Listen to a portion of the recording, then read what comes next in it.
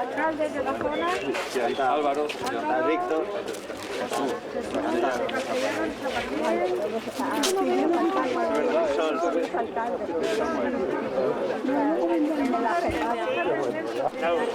Sí, esta mañana está con más tarde.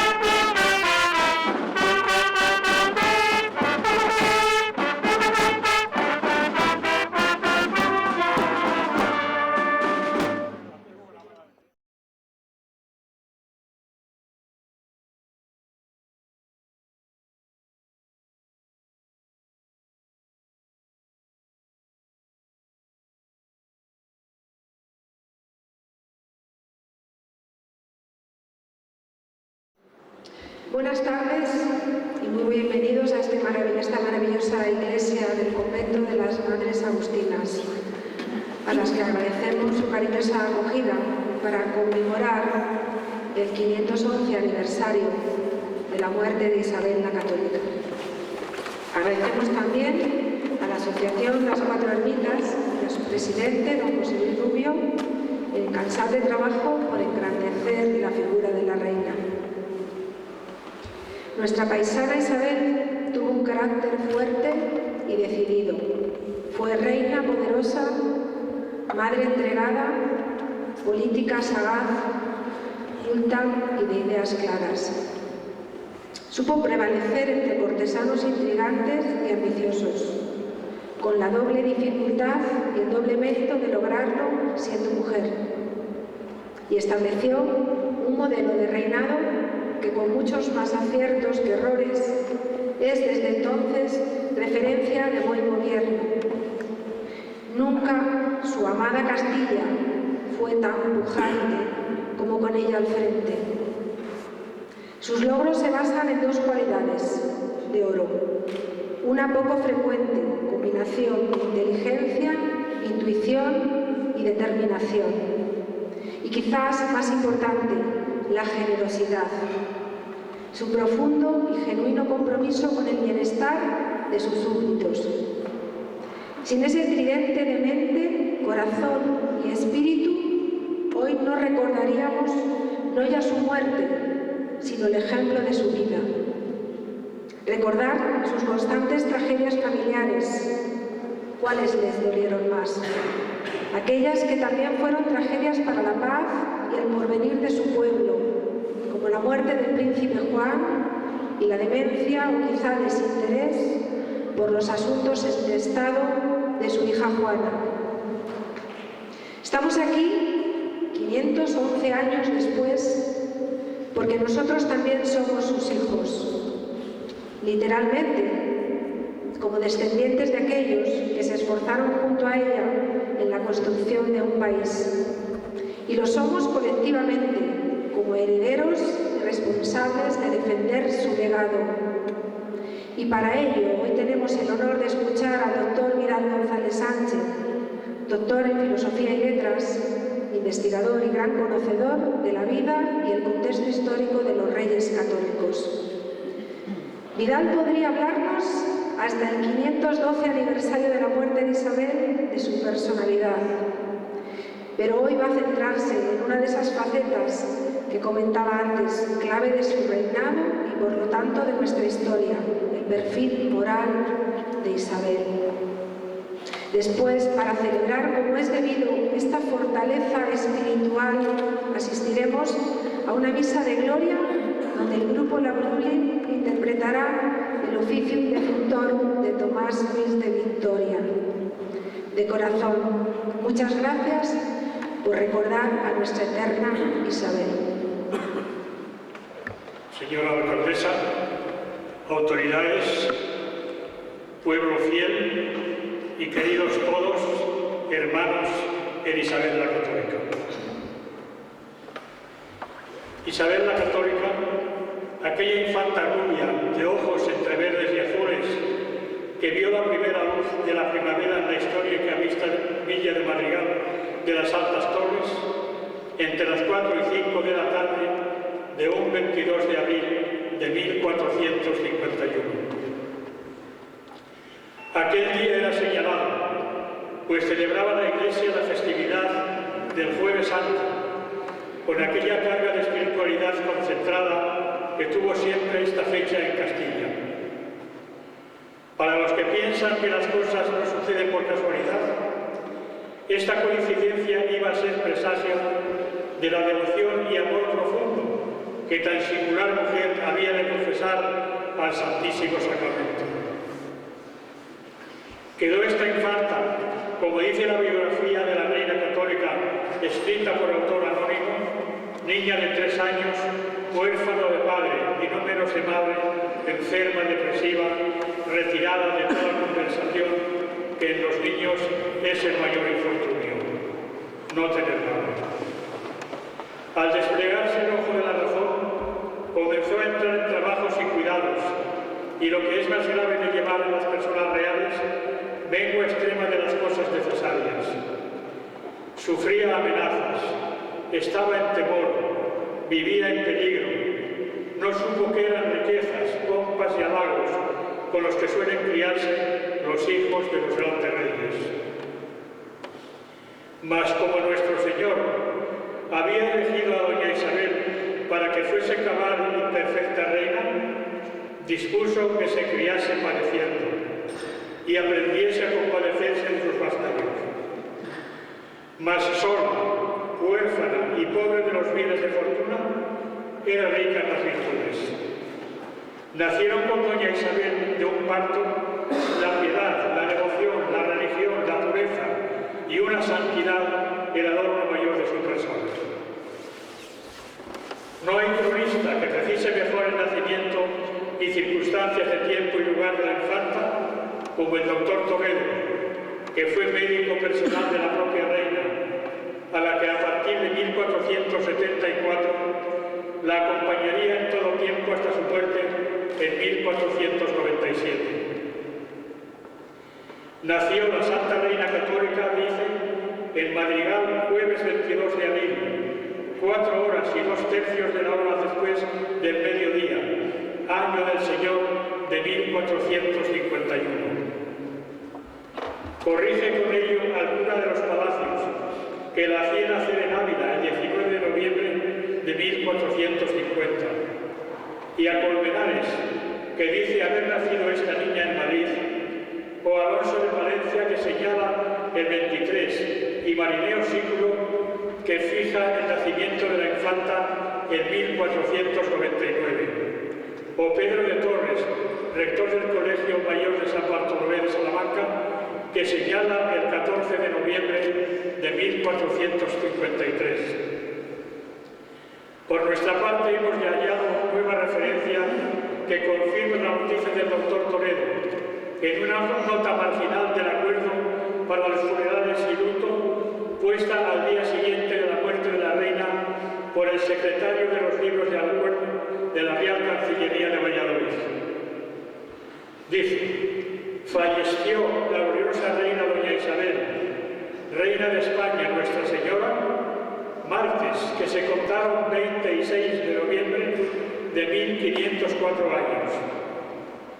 Llegó la nueva a Valladolid otro día en amaneciendo, y esta cédula y carta con ella.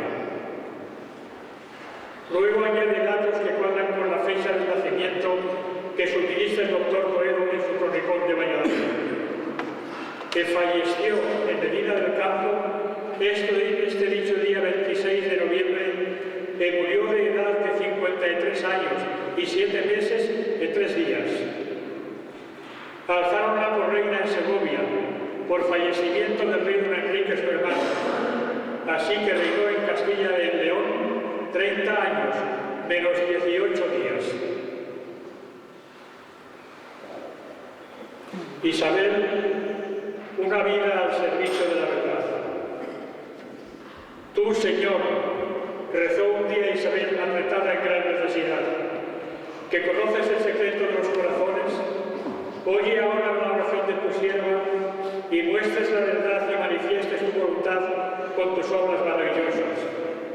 Porque si yo no tengo justicia, no haya lugar de pecar por ignorancia. Y si la tengo, me des seso y esfuerzo para con la ayuda de tu brazo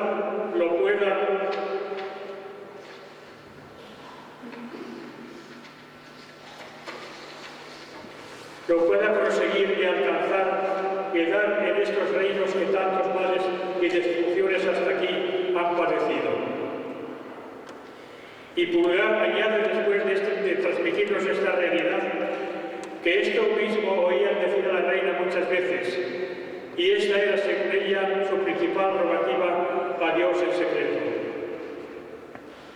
No nos es posible hacer recuento aquí de los testimonios en pro de este gran personaje, pero sí vamos a exponer el del conde de Castiglione, un extranjero al fin y al cabo, quien además de encomiar como diplomático que era y embajador de la Santa Sede en España, la tanta divina manera de gobernar, decía: si los pueblos de España, los nobles, los plebeyos, hombres y mujeres, pobres y ricos, todos, no se han confabulado para mentir en honor de su reina, no ha habido en el mundo más glorioso ejemplo de bondad, grandeza de ánimo, prudencia, temor de Dios, honestidad, cabal comportamiento y de toda virtud, como esta gloriosa reina Isabel.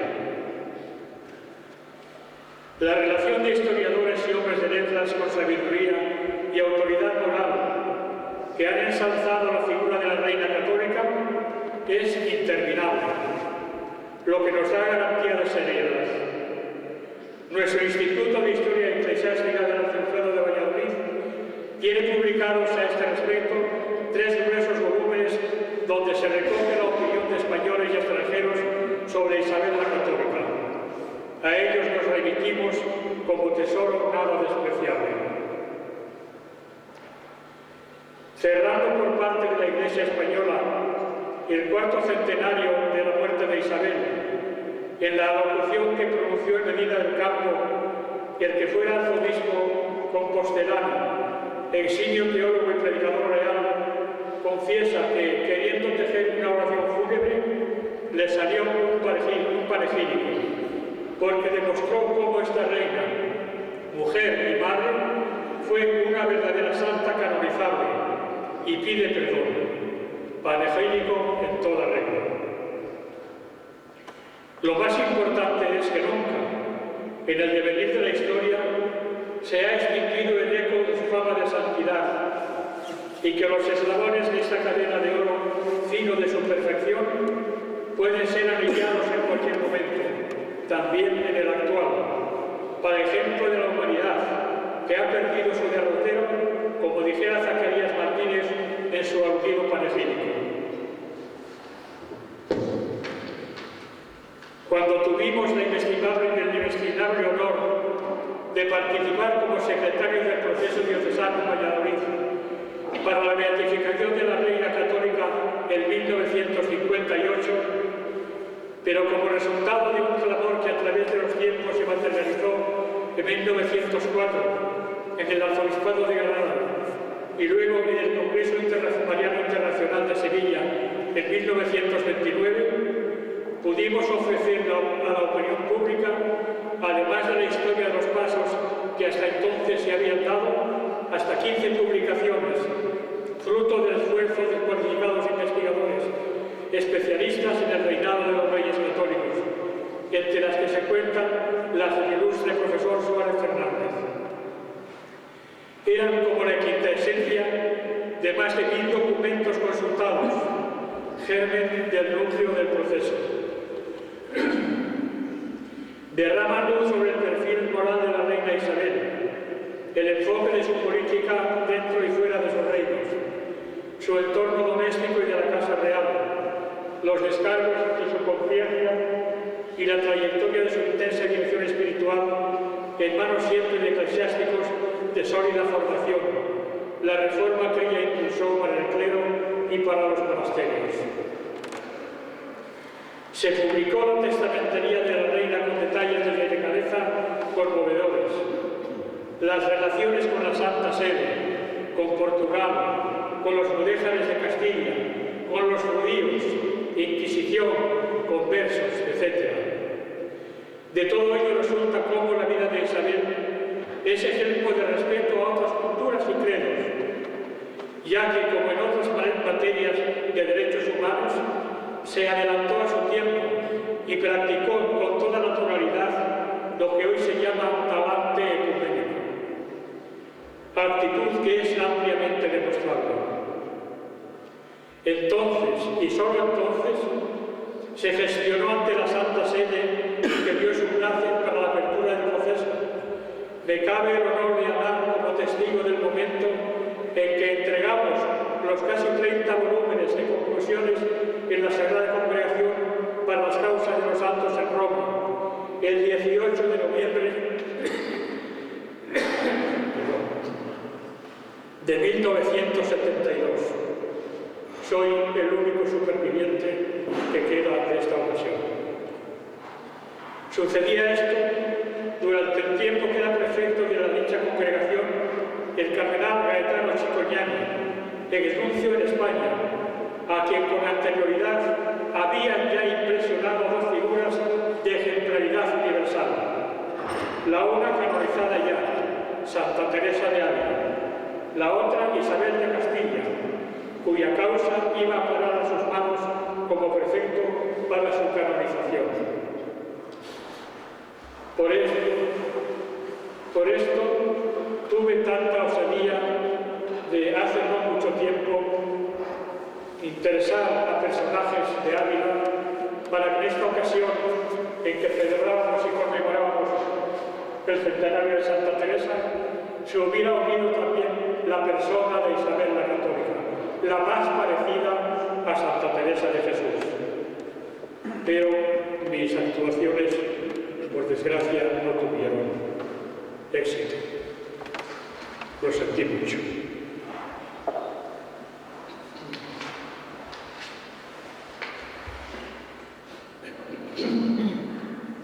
Decimos de la canonización proclamada por la Iglesia como sierva de Dios, que ya ha sido Isabel la Católica por palabras de Juan Pablo II. Y entre estas palabras que dice el Papa, tomo estas para decírselas a ustedes. Me urgía reconocer ante toda la Iglesia, son palabras del Papa de entonces, vuestro pasado evangelizador. Era un acto de justicia cristiana e histórica. Vosotros fuisteis capaces de aquella empresa gigantesca ser fieles a vuestra historia de fe. Se refería a la conquista y sobre todo a la evangelización de América. En otra ocasión, el Papa ensalzó el espíritu misionero de la Madre y primera misionera de América. ¿Quién? Isabel la Católica. España aportó al Nuevo Mundo los principios del derecho de gentes y puso en vigor un conjunto de leyes con las que la corona castellana trató de responder al sincero deseo de la reina doña Isabel I de Castilla, de que sus hijos, los indios, fueran reconocidos y tratados como seres humanos con la dignidad de hijos de Dios. Su santidad tuvo bien aceptar con evidente complacencia de manos del venerantísimo señor cardenal de Madrid, Ronco Varela, presidente entonces de la Conferencia Episcopal Española, el 18 de mayo pasado, el primer ejemplar de la edición del Testamento que ahora tratamos de dar a conocer, ejemplar del Testamento que tuve la gloria y la ocasión de escribir yo después de bastantes años de intento y de leer muchísimos documentos. Ambos son síntesis de una vida dedicada a la verdad y a la cordura. Isabel, en el momento supremo de su existencia, con tranquila conciencia y objetividad sincera, se adentra en los actos de su vida, en el orden de los negocios, primero los de Dios, luego los de la justicia en todo su quehacer, el bienestar de sus súbditos, el engrandecimiento de sus pueblos, el ejercicio de su piedad sin asomo de ñoñería, los deberes hacia su esposo y a sus hijos y deudos, gratitud a sus servidores, la prudencia, la humildad, la modestia, el tesoro, la paciencia y una visión previsora de que hizo de Rossi a lo largo de su existencia. Sin remordimiento alguno, ni sombra de él, para enmendar lo que admitiera enmienda, para reparar lo reparable, para ordenar su conciencia y ponerse sin trabas en manos de Dios, juez supremo, ella, que tenía muy madurado su testamento, lo da forma, lo otorga y notifica y lo rubrica con su mano que anda temblorosa. De su lectura, confrontada con los hechos, resulta un saldo positivo, porque jamás prevaleció la ambición materialista sobre el celo por la fe.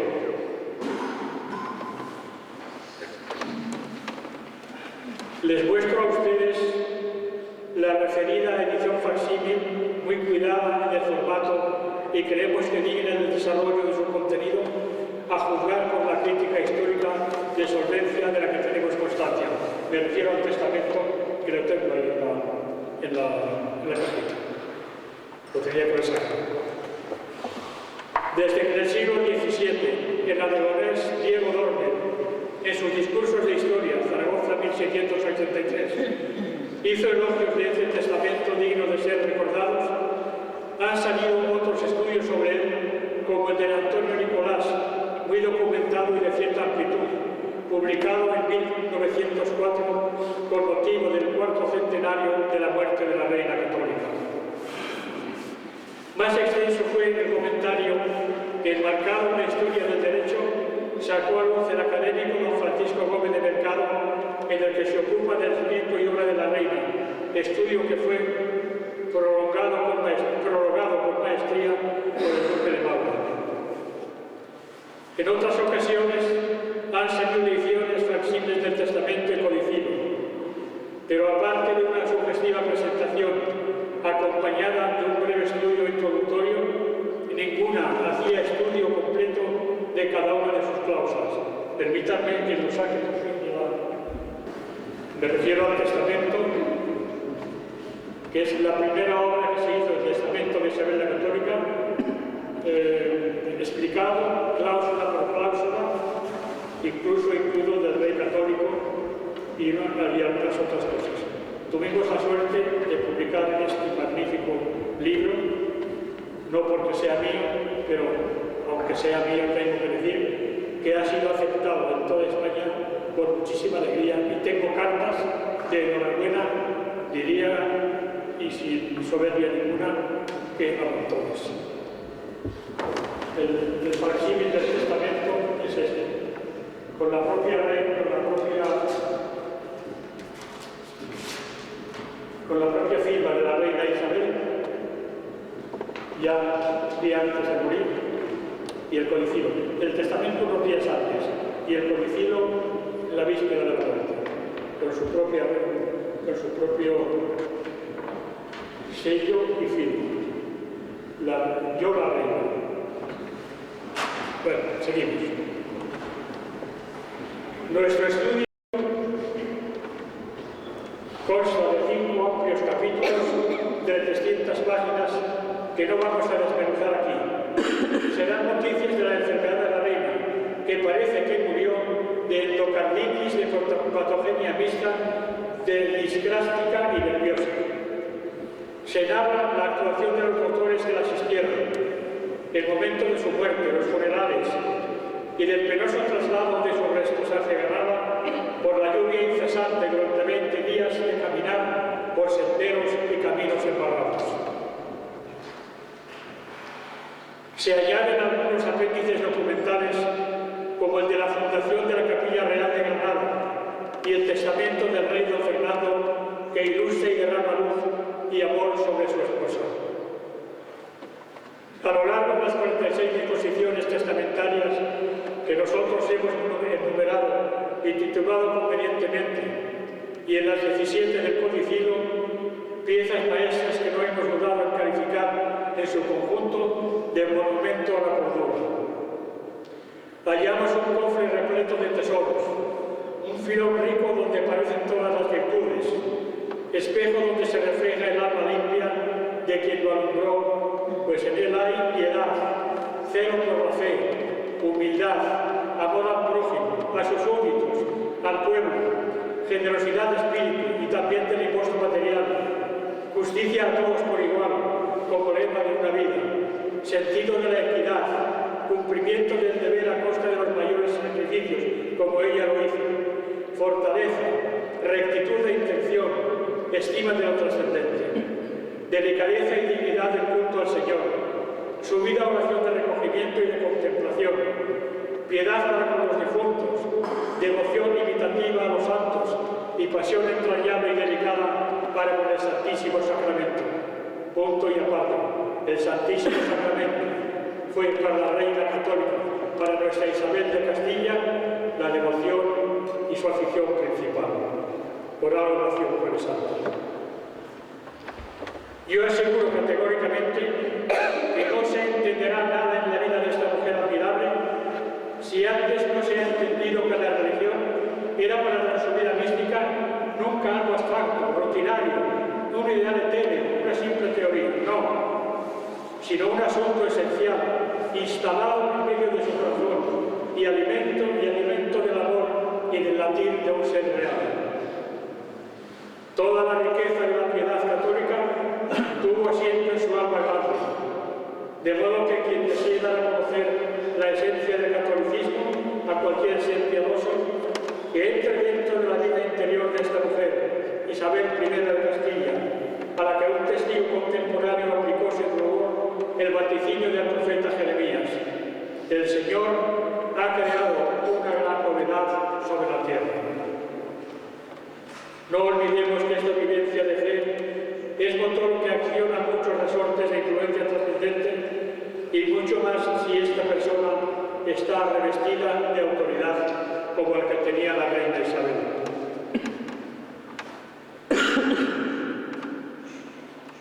Fue en la ya fría mañana del sábado 12 de octubre, cuando ante 5 pliegos de tutela desplegados por Gaspar de Gricio, notario apostólico y real, cuya peña la fue trasladando a cada página los conceptos que con voz debilitada, pero con admirable fluidez conceptual, la otorgante iba dictando con solemnidad adecuada al momento su testamento, tan ordenado que casi divino se puede decir, en frase del continuador de la crónica del Purgatorio. En el nombre de Dios Todopoderoso, Padre, Hijo, Espíritu Santo, 3 personas de una sola divinidad. Comienzo lógico probablemente cuyas creencias descansan sobre la vida lacunar del misterio augusto de la Santísima Trinidad, y para quien desde muy niña, ya por su consejo, el consejo de su preceptor, recitaba el símbolo apostólico a la mañana y a la noche, reafirmando en horas tan decisivas lo que la Santa Iglesia, nuestra Madre, profesa y cree. Trae luego el recuerdo a los santos y santas de su devoción, comenzando por la Virgen Nuestra Señora, San Miguel y San Gabriel, pero sobre todo a San Juan Evangelista, su especial abogado, y a Santa María Magdalena. No puede olvidarse de su mismo hermano el apóstol Santiago, especial guardador y protector de estos mis reinos, en frase de Isabel la Católica. Luz y espejo de las Españas, como le llamarán en otros documentos. Como terciaria franciscana y dominicana, se pone bajo el amparo del proveedor de Asís, Padre otro sí muy amado mío, con los gloriosos confesores, grandes amigos de nuestro Señor, San Jerónimo y Santo Domingo. La reina de Castilla y de León, y de Aragón y de Jerusalén, renueva una vez más su fe, de la que estuvieron revestidos todos sus actos. La defensa de una fe siempre bajo la sugerencia, la aprobación o mandato de la Iglesia por lo que añade, por la cual fe estoy aparejada para por ella morir, lo cual es un decidido deseo de martirio. Por lo que atañe a la calidad de su fe, no es indefinida, rutinaria, personal, como mero adorno en su vida y no razonada. Isabel manifiesta recientemente que la fe que informa su vida es aquella que la Santa Iglesia Católica de Roma tiene, cree, confiesa y predica, señaladamente los 7 artículos de la divinidad y los 7 de la muy santa humanidad, según se contiene en el credo de símbolo de los apóstoles y en la exposición de fe católica del Gran Concilio Niceno. Son palabras textuales de la reina. Aquí no puedo menos de aludir al texto de una entrevista que no hace muchos días publicaba una revista. El entrevistado respondía al periodista que le preguntaba, además de afirmar que la reina castellana estaba implicada en las muertes de su hermano Alfonso y de su hermanastro el rey Enrique y de su pretendiente Pedro Girón, pontificó que Isabel la Católica está más próxima al fundamentalismo que a la santidad. Afirmaba por fin que llegó a constituir toda una unidad ideológica que muchos han dado a llamar nacional catolicismo, un movimiento que nace de su persona, etc. Decía todas estas cosas este individuo. Pueden ustedes verlo en la revista cultural de Ávila, Segovia y Salamanca, febrero de 2003, página 10. Escrito por Tomás García Hiedra. Muchos sabían que sí yo de los asuntos, desde luego. Entrevista a Juan G. de Ciencia. Bueno, si nuestra Santa Reina Isabel hubiera oído tal desatino, hubiera muerto de susto. Yo no pude menos de contestar breve, pero adecuadamente a este señor.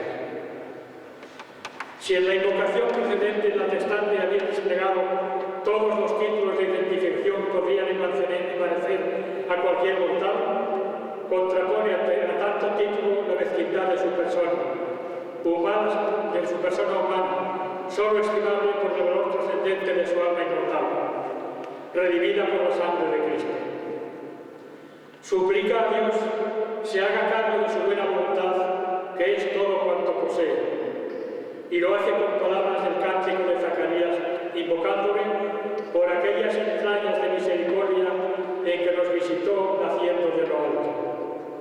Porque si nadie ante este juez supremo se puede justificar, cuanto menos los que de grandes reinos, decía Isabel la Católica, habemos de dar cuenta, haciéndose eco de las palabras del profeta.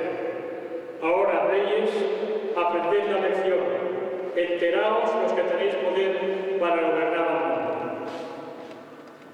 Manda que su cuerpo sea sepultado en hábito franciscano en el sencillísimo monasterio de San Francisco en la Alhambra de Granada, en una sepultura excavada en el suelo, que no tenga bulto alguno, salvo una losa baja con sus letras esculpidas. En Granada volcó su amor, su conquista fue la causa de Dios, en su favor se desprendió del director de su conciencia y ahora le pone con unas sillas niños. Le basta un burdo sayar por montaja y una sepultura que puede ser apoyada por pies vulgares. Con esta humildad franciscana y evangélica, prohíbe en la cláusula siguiente que se vistan lutos por ella y que de todas las demás demasías que habrían de hacerse en sus funerales se destinasen a su importe en limosnas piadosas y la cena que se debía hacer en los funerales de las iglesias de todos sus reinos se destinase para ver ante el Santísimo Sacramento en iglesias pobres. Infracciones a este respecto, conscientemente asumidas, se cometieron en todas partes y en todos los pueblos. No se respetó la voluntad de Isabel la Católica, gracias a Dios. En un leve recorrido por algunas de las disposiciones testamentarias, deteneos en la quinta, en la que manda que lo antes posible, en todo caso, dentro de un año natural, a partir de la muerte de la testadora, se paguen todas las deudas que por cualquier motivo no estuviesen saldadas. Se habían de pagar con bienes personales de la propia reina, como era práctica habitual. Se enajenarían en pública su moneda para hacer frente con su importe a todas las mandas testamentarias. Las guerras del principio del reinado y las apremiantes necesidades del reino habían requerido la petición de continuos préstamos. Desde las Cortes de Toledo en 1480, la reina se había ocupado de que su confesor, Fray Hernando de Talavera, se dedicara a esta tarea para lo que abrió un libro, el libro de los descargos de la conciencia de la reina Nuestra Señora. En 1501, la soberana hizo remodelar este modo unipersonal de trabajo y dispuso que se sumaran un doctor y un licenciado del Consejo Real con varios oidores a este fin, bajo la autoridad del eminente jurista Palacios Rubios.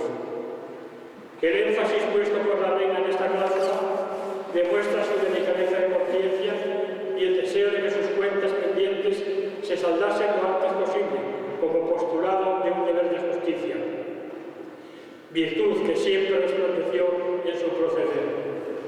Todos los objetos de su cámara real y personal serían enajenados, exceptuadas ciertas donaciones de joyas, ornamentos y objetos que se mencionan para con su importe cumplir el testamento, como en efectivo ocurrió y aún sobró dinero.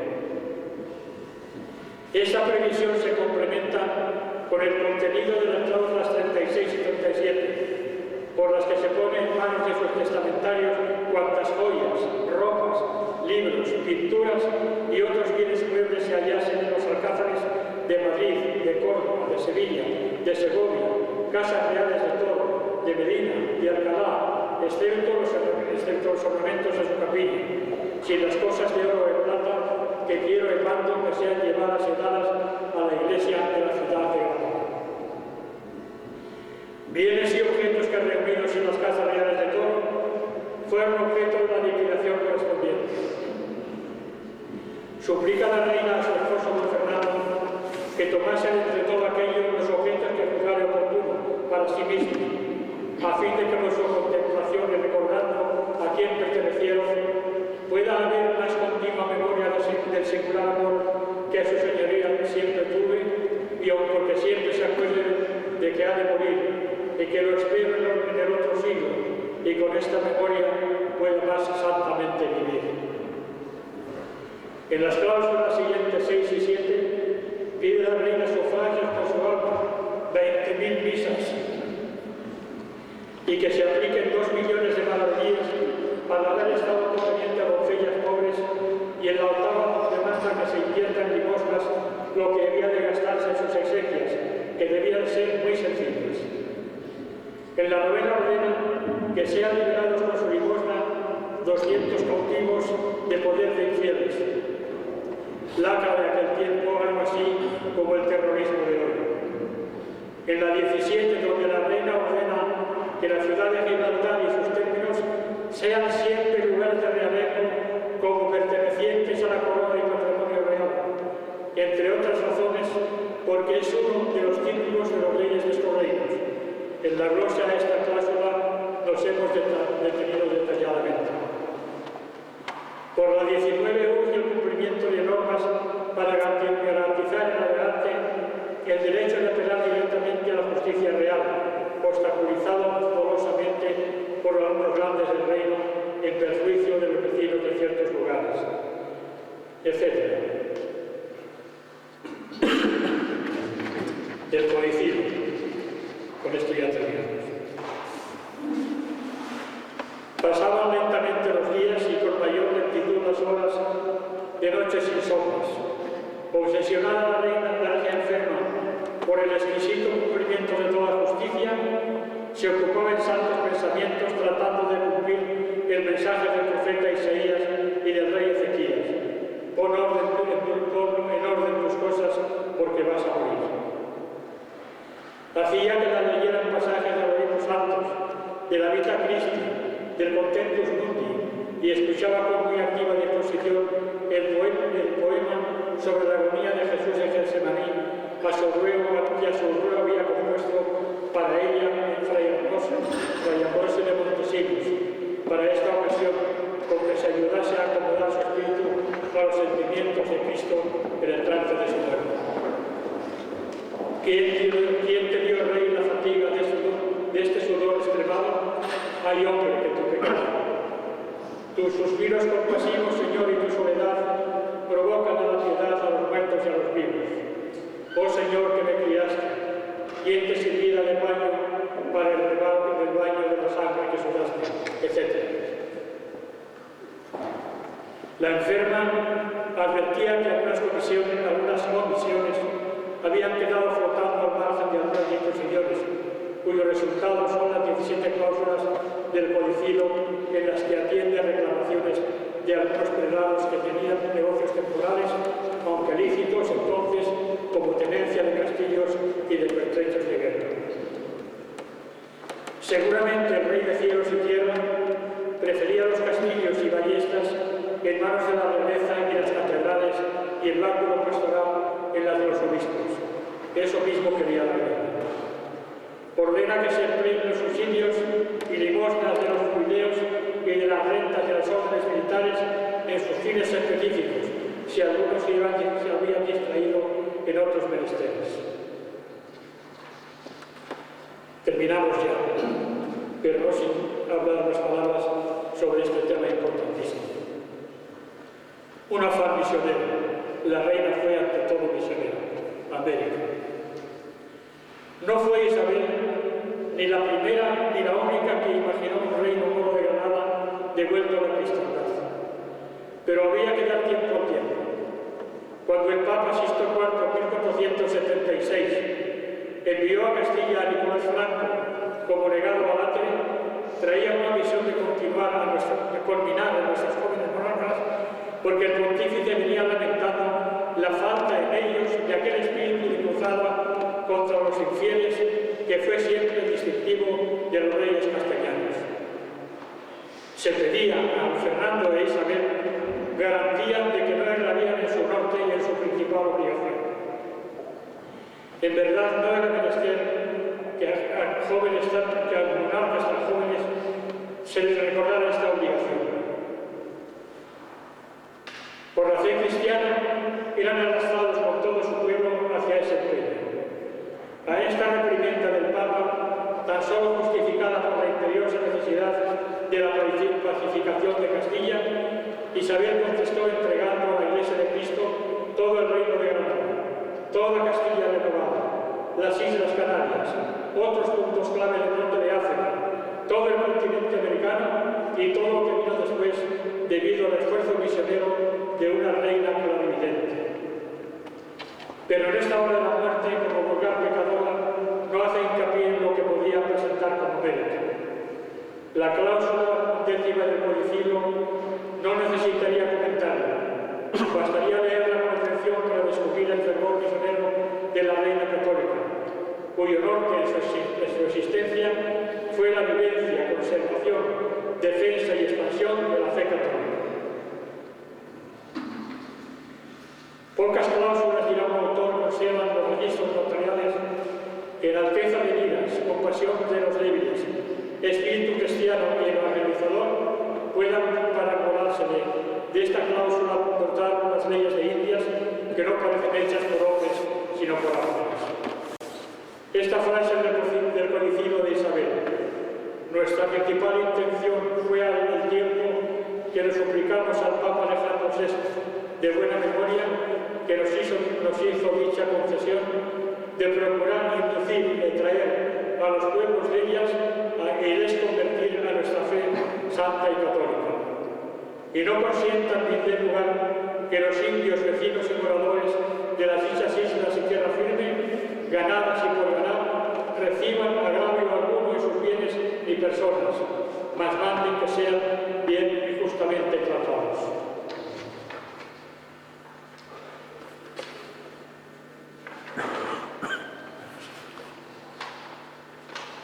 Y terminados ya.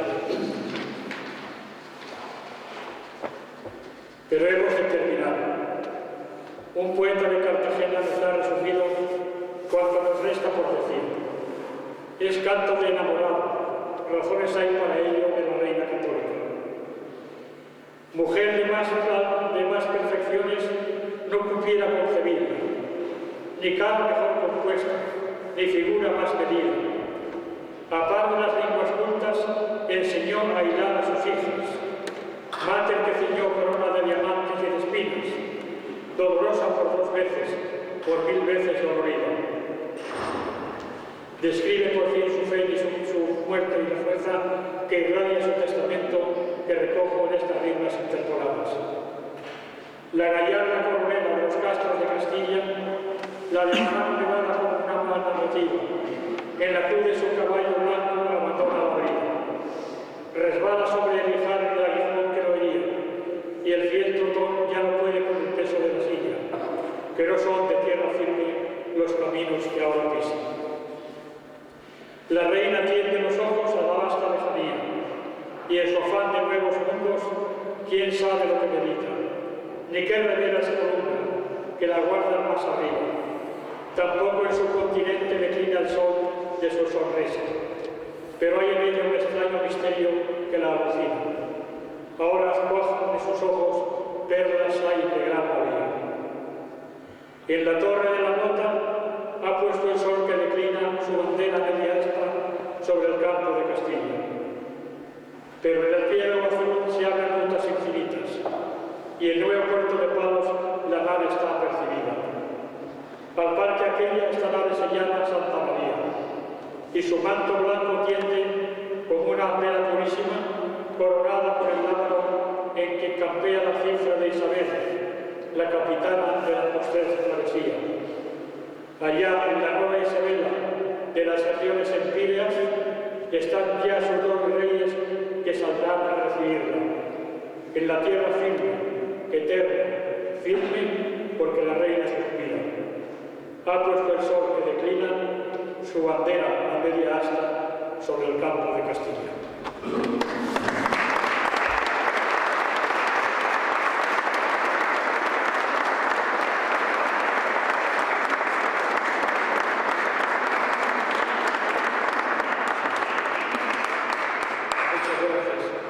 Lamento si ha sido un poquito largo, pero creo que Isabel la Católica merece esto y más. Muchas gracias.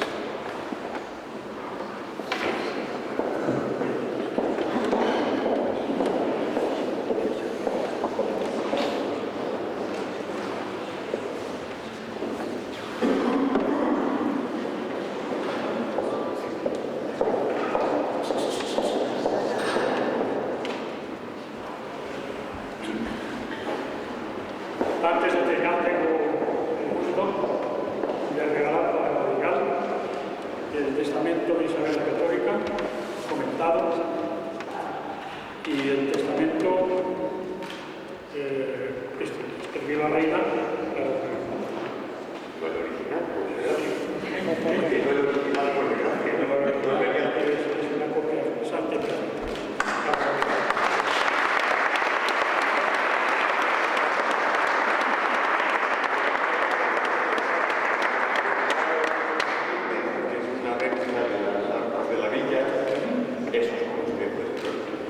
Margarita, para que siempre el recuerdo tenga la villa donde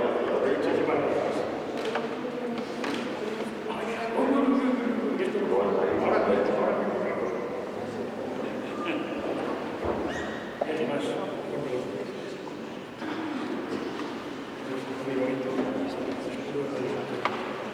En mi caso, primera vista.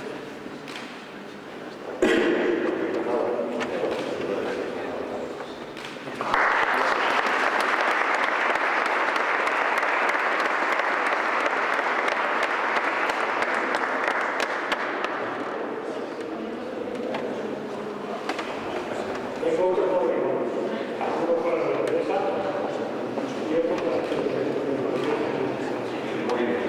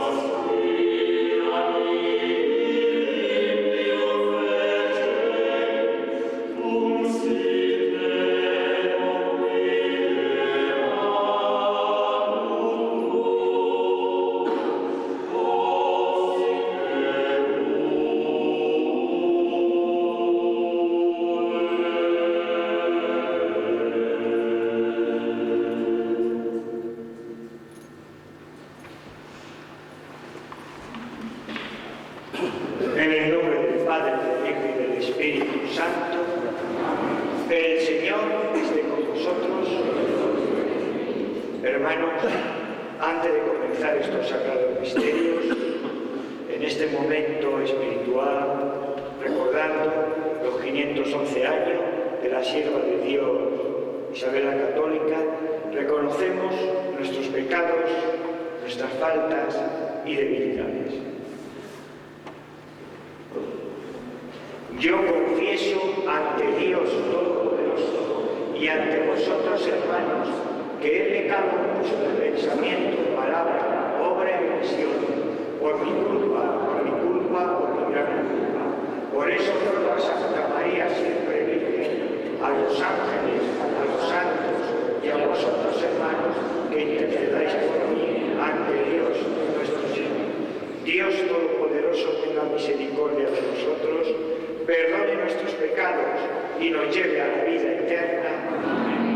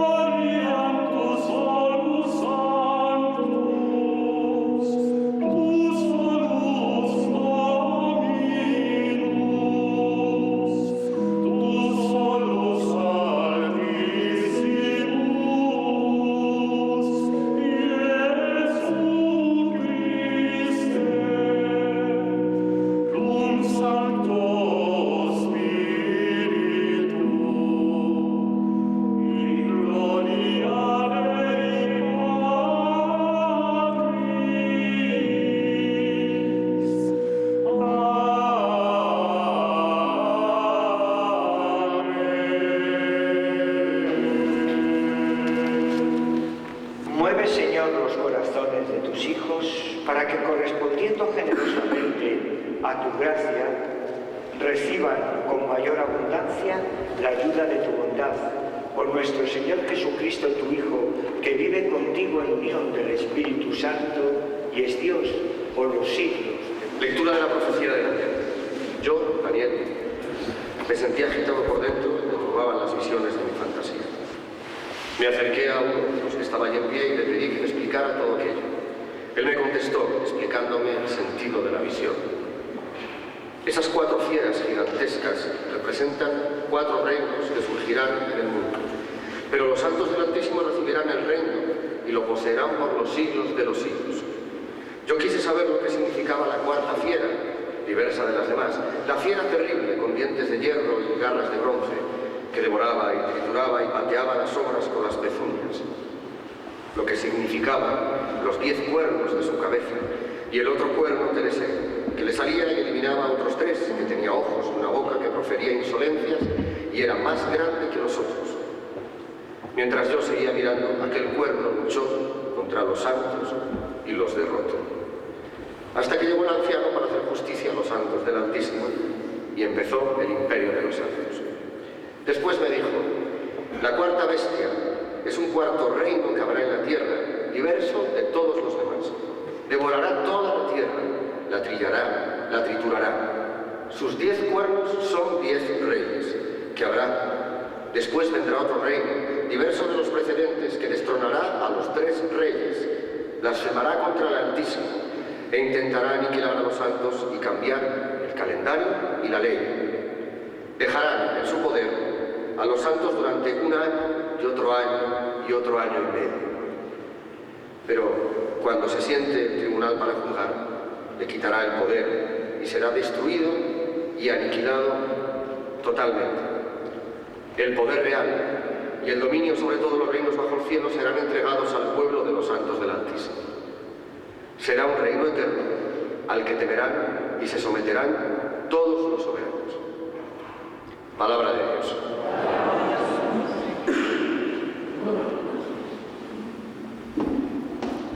Hijos de los hombres, bendecid al Señor. Ensalzadlo con himnos por los siglos. Bendiga Israel al Señor. Ensalzadlo con himnos por los siglos. Sacerdote del Señor, bendecid al Señor. Ensalzadlo con himnos por los siglos. Siervos del Señor, bendecid al Señor. Ensalzadlo con himnos por los siglos. Almas y espíritus justos, bendecid al Señor. Ensalzadlo con himnos por los siglos. Santos y humildes de corazón, bendecid al Señor. Ensalzadlo con himnos por los siglos. El Señor esté con vosotros. Lectura del Santo Evangelio según San Lucas.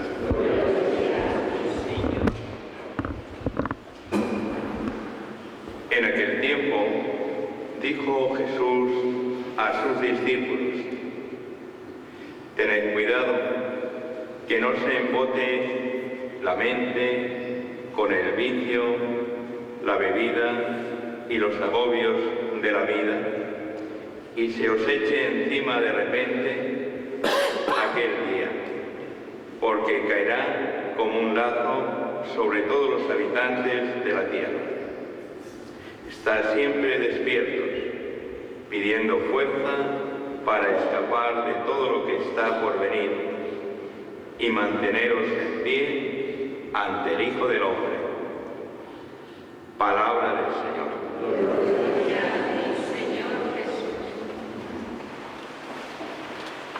Mi cariño y mi afecto a vuestro párroco, a don Clemente, al Ayuntamiento de Madrigal, su alcaldesa, los 2 colores, a mis queridísimas hermanas de este convento de gracia, que tiene, nunca mejor dicho, tanta gracia para el interior de mi persona. Hablamos en esta misa de gloria de una sierva de Dios de la leyenda negra,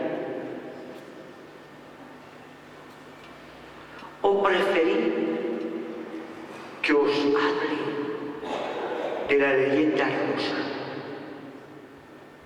porque ambas confluyen en Isabel. Mirad, como sacerdote, que le debo mi vocación a ella, si no, no estaría yo aquí. Me quedo no con una leyenda, me quedo con una realidad, la realidad de santidad. Con ese con la que me quedo. Y para ser santos, pensamos que necesitamos hacer cosas extraordinarias, cosas sobrenaturales, cosas excéntricas, cosas inexplicables, cosas que a veces no existen palabras. Fijaros, para ser santos solamente se necesita una sola cosa.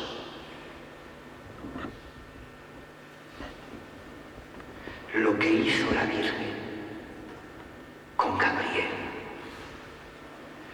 Hágase la voluntad del Señor. Me tiro al suelo. Aquí está tu esclava. En una sociedad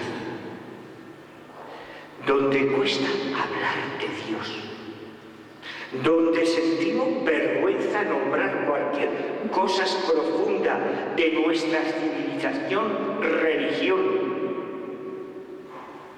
porque claro, la gente no se entera que Hispania, provincia del Imperio Romano, fue cristiana desde el siglo I. Eso no se quieren enterar la gente. Y que la Lusitania fue también, Portugal, cristiana desde el siglo I. Y que la Galia, conquistada por Julio César, también fue cristiana, no del siglo I, posteriores. Y que la Itálica también fue cristiana. Y que la Germánica también fue cristiana, y que la Bretónica, Bretaña, fue también cristiana. No se entera la gente. Una gran burguesía Europa en decadencia, porque evitamos hablar de Dios. Para la historia de los tiempos no existe misterio. Para Isabel tampoco. Cuanto a Dios, creerle. Cuanto a Dios, se le echa de nuestras vidas. Cuanto a Dios se le echa de nuestras vidas. Ya sea el Dios católico apostólico romano, que es el mismo que el Dios ortodoxo, que es el mismo que el Dios musulmán, que es el mismo que el Dios anglicano, que es el mismo que el Dios luterano, que es el mismo que el Dios protestante, que es el mismo Dios calvinista.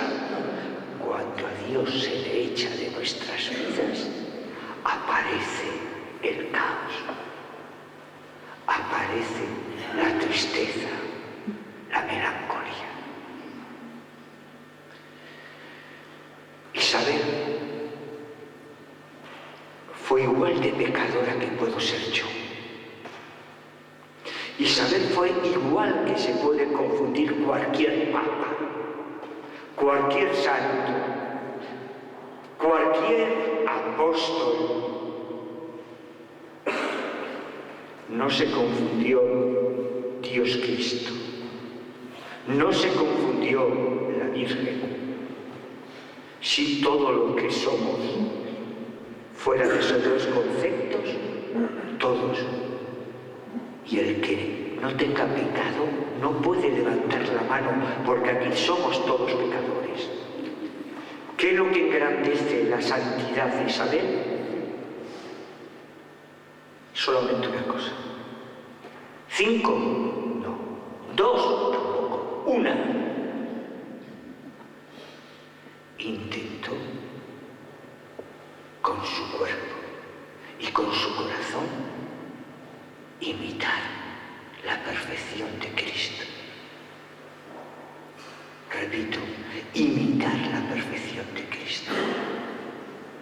Y yo diría, para mí que Madrigal es un icono por muchos conceptos. Es un icono, y donde tengo ya tantas raíces por mi proximidad como párroco, yo diría tres cosas. Tenéis que ver Madrigal,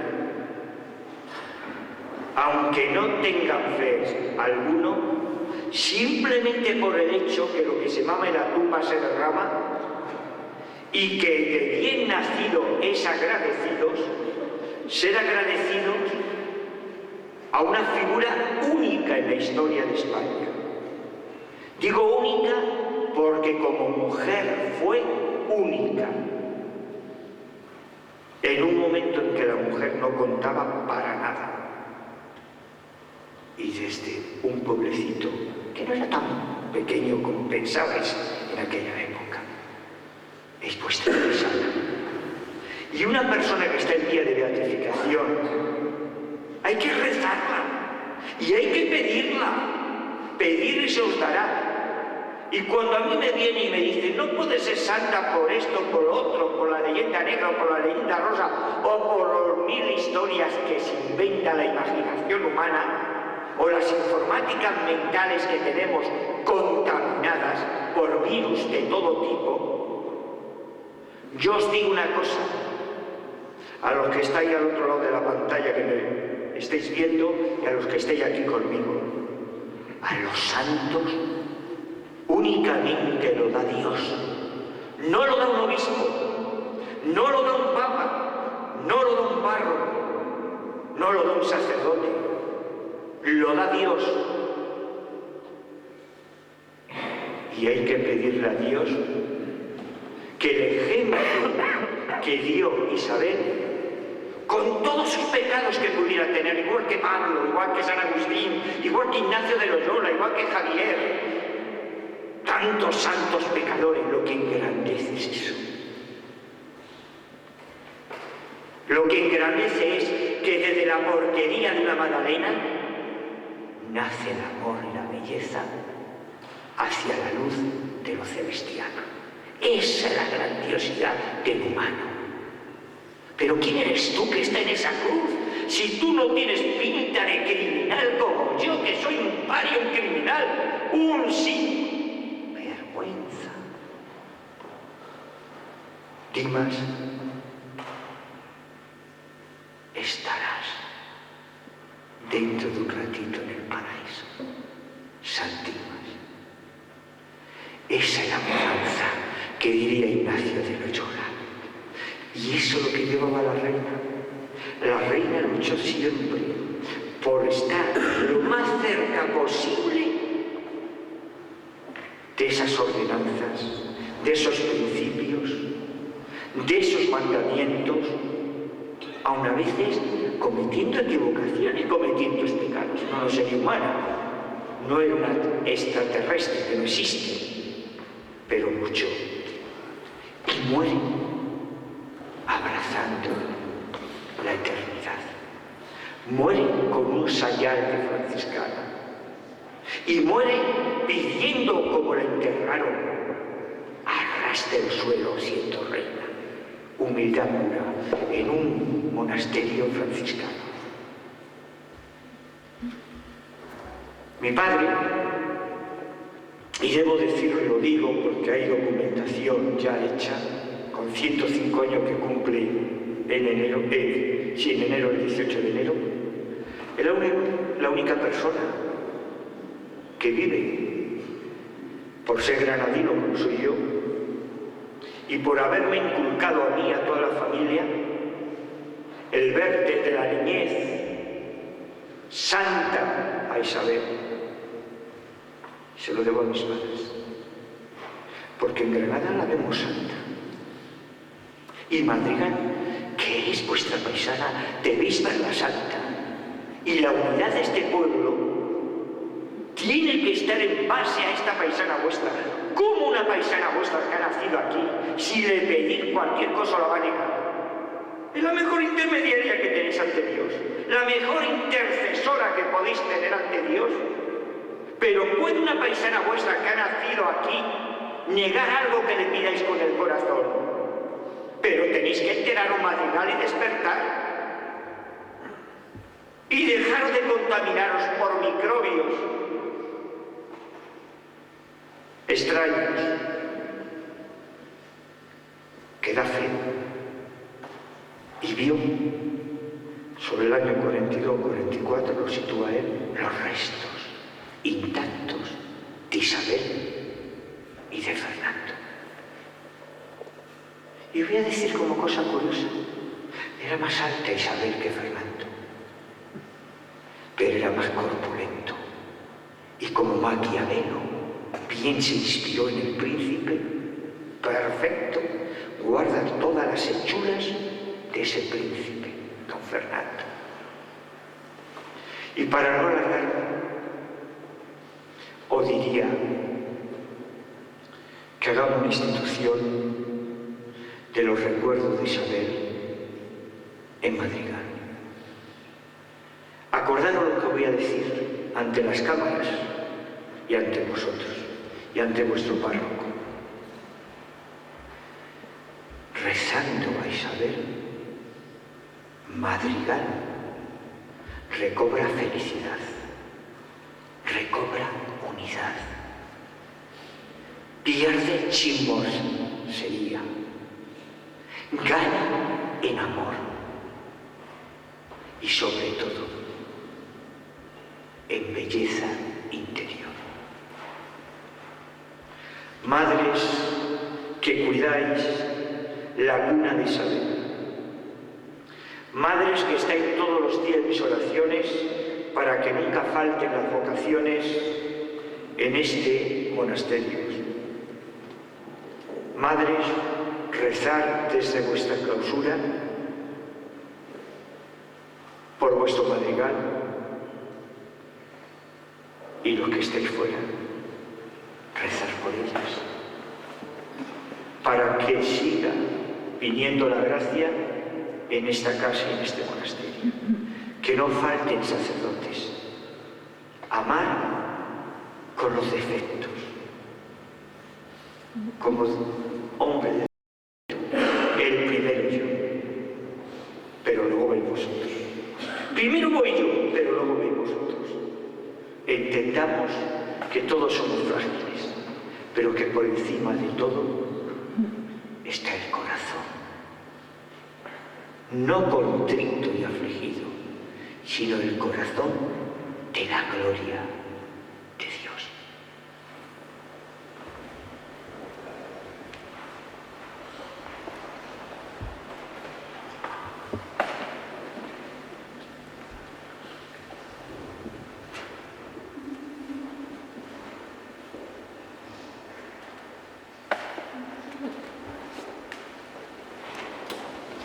El camino de Jesús conduce a la salvación y a la vida.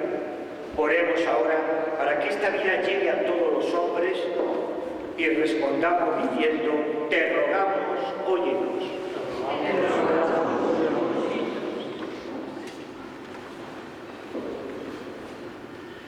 Por nuestra comunidad y por todas las comunidades cristianas en el mundo, roguemos al Señor. Te rogamos. Por los niños y adolescentes que asisten a la catequesis, roguemos al Señor. Por los que aún no conocen a Jesucristo, roguemos al Señor. Por los que se han alejado de la fe, roguemos al Señor. Por los enfermos y los moribundos, roguemos al Señor. Por nuestros gobernantes y por todos los que tienen responsabilidades en la sociedad, roguemos al Señor. Por los profesores y maestros y por todos los que se dedican a tareas de educación y enseñanza, roguemos al Señor. Por nuestros familiares y amigos difuntos, roguemos al Señor.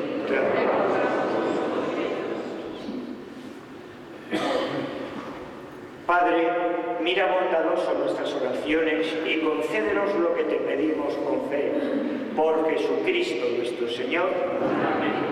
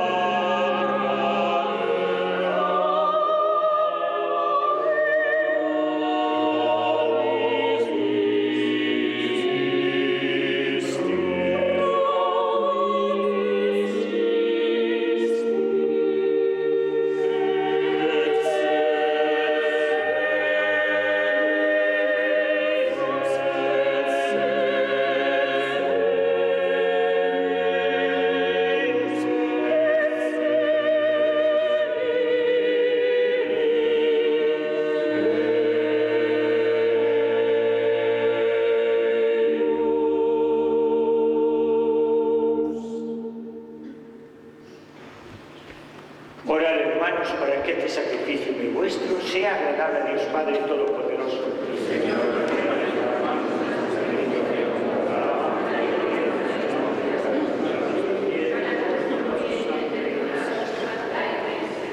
Recibe, Señor, estos dones sagrados que nos mandaste consagrar a tu nombre, y para que ellos nos hagan gratos a tus ojos, concédenos obedecer siempre tus mandatos. Por Jesucristo nuestro Señor. Amén. El Señor esté con vosotros. Levantemos el corazón. Demos gracias al Señor nuestro Dios.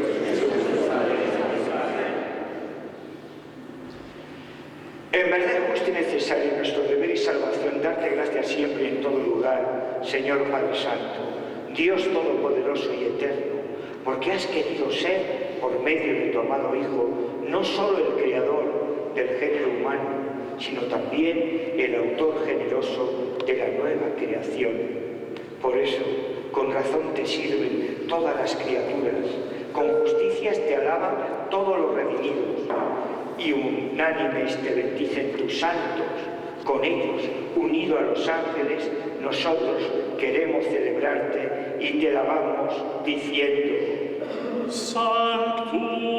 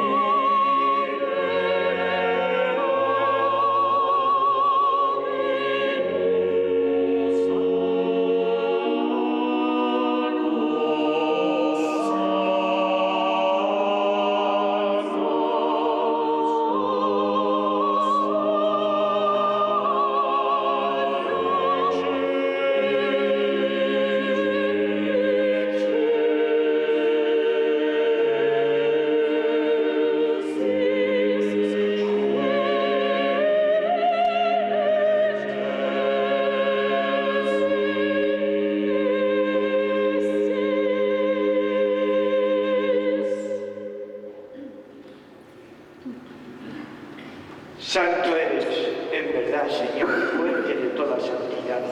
Por eso te pedimos que santifiques estos dones con la efusión de tu Espíritu, de manera que sean para nosotros cuerpo y sangre de Jesucristo nuestro Señor, el cual, cuando iba a ser entregada a su pasión, voluntariamente aceptada, tomó pan, dándote gracias, lo partió y lo dio a sus discípulos, diciendo: tomad y comed todos de él, porque esto es mi cuerpo, que será entregado por vosotros.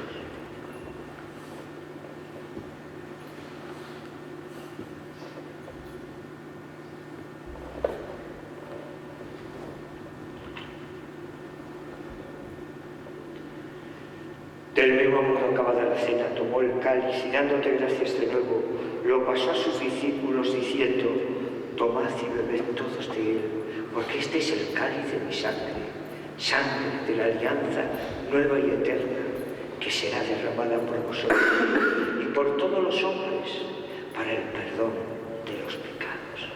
Haced esto en conmemoración mía.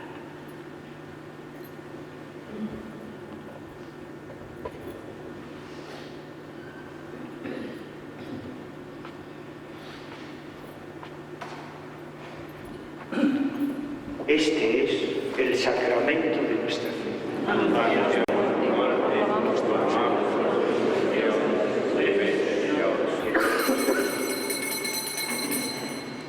Así pues, Padre, al celebrar ahora el memorial de la muerte y resurrección de tu Hijo, te ofrecemos el pan de vida y el cáliz de salvación, y te damos gracias porque nos haces digno de servirte en tu presencia.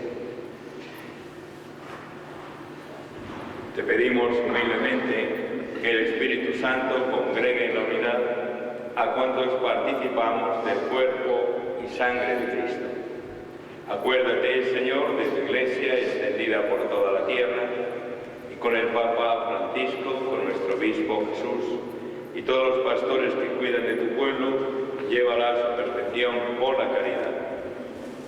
Acuérdate también de nuestros hermanos que durmieron en la esperanza de la resurrección, y de todos los que han muerto en tu misericordia. Admítelos a contemplar la luz de tu rostro.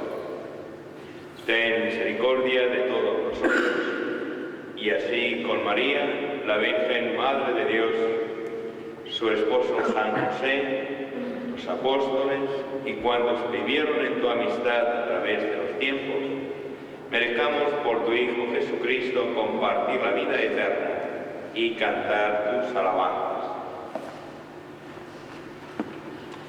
Por Cristo, con Él y en Él, a ti Dios Padre Omnipotente, en la unidad del Espíritu Santo, todo honor y toda gloria, por los siglos de los siglos. Amén. Fieles a la recomendación del Salvador y siguiendo su divina enseñanza, nos atrevemos a decir: Padre nuestro que estás en el cielo, santificado sea tu nombre. Venga a nosotros tu reino, hágase tu voluntad en la tierra como en el cielo.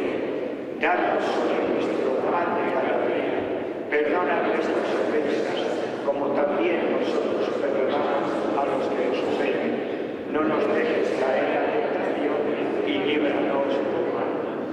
Líbranos de todos los males, Señor, y concédenos la paz en nuestros días, para que, ayudados por tu misericordia, vivamos siempre libres de pecado y protegidos de toda perturbación, mientras esperamos la gloriosa venida de nuestro Salvador Jesucristo.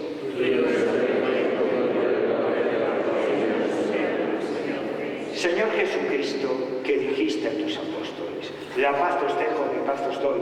No tengas en cuenta nuestros pecados, sino la fe de tu Iglesia, y conforme a tu palabra, concede la paz y la unidad, tú que vives y reinas por los siglos de los siglos. Amén. La paz del Señor esté con todos vosotros. Daos fraternalmente la paz. Agnus Dei.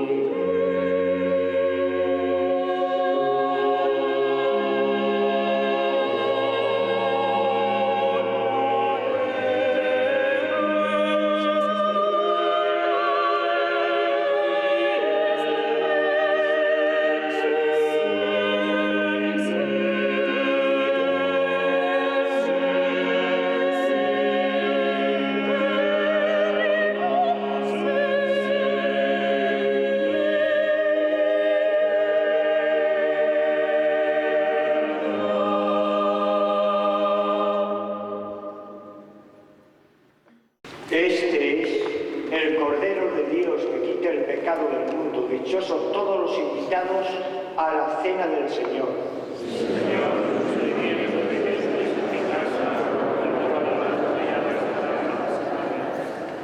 Corpus Domini nostri, Gesù Cristo.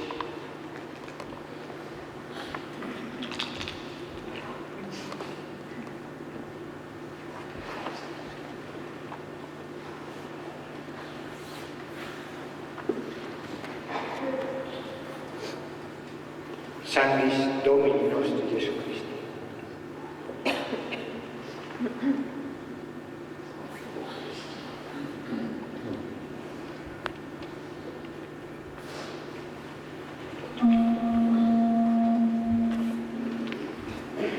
Alabad al Señor todas las naciones, firme en su misericordia con nosotros.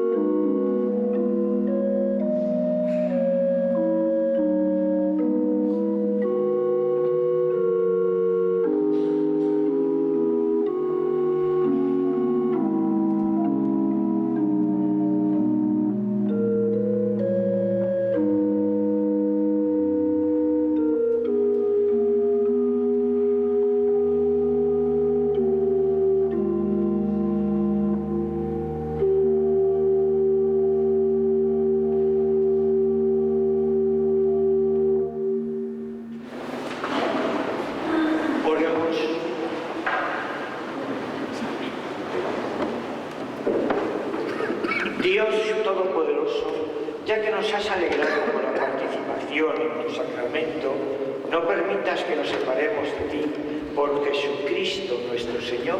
Amén. El Señor esté con nosotros.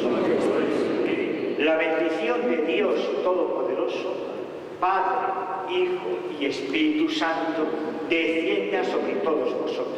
Amén.